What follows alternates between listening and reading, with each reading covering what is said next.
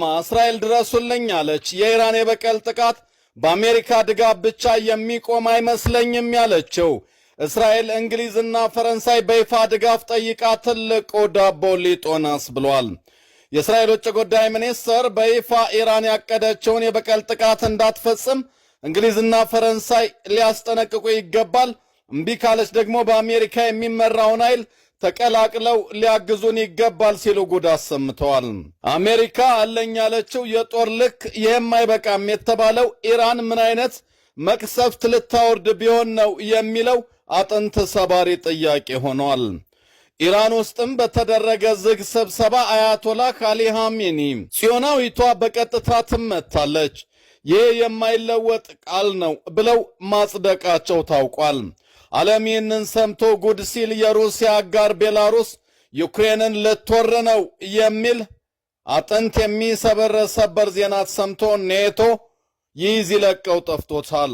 ዩክሬን ወደ ሩሲያ ዘው ብላ ስትገባ ከጀርባ እስከ 700,000 ጦር የያዘ የቤላሩስ ጦር አሁን ልገባ ነው ብሎ ፑቲንን ጮቤ ሲያስረግጥ ዩክሬንና ኔቶን በቁም አድርቋል። ሰላማቸው ይብዛ እያለን ከላይ ጠቆም ያደረግናቸውን ሰበር ዜናዎች በስፋት እናያለን። አራዳ ዴይሊን ሰብስክራይብ በማድረግ ተቀላቀሉን። ላይክ ማድረግ እንዳይረሳ። መልካም ቆይታም። የኢራን የበቀል ጥቃት በአሜሪካ ድጋፍ ብቻ የሚቆም አይመስለኝም ያለችው እስራኤል እንግሊዝና ፈረንሳይን በይፋ ድጋፍ ጠይቃ ትልቁ ዳቦ ሊጥ ሆናስ ብላለች።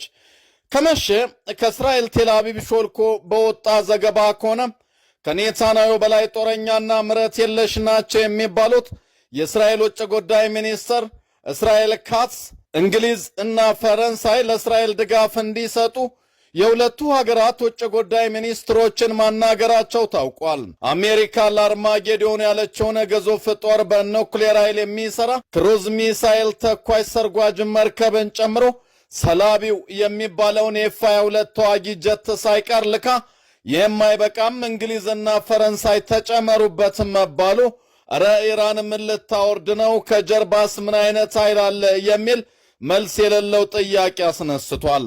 የኢራኑ ጠቅላይ መሪ አያቶላህ አሊ ኻሜኒ በበኩላቸው ዛሬ በቴህራን በተደረገ ዝግ ስብሰባ ላይ እስራኤልን በቀጥታ ትመታለች፣ ይህ የማይሻር ቃል ነው ማለታቸው ተዘግቧል። አዲሱ የኢራን ፕሬዝዳንት ግድ የላችሁም በእጃዙር ደና አድርገን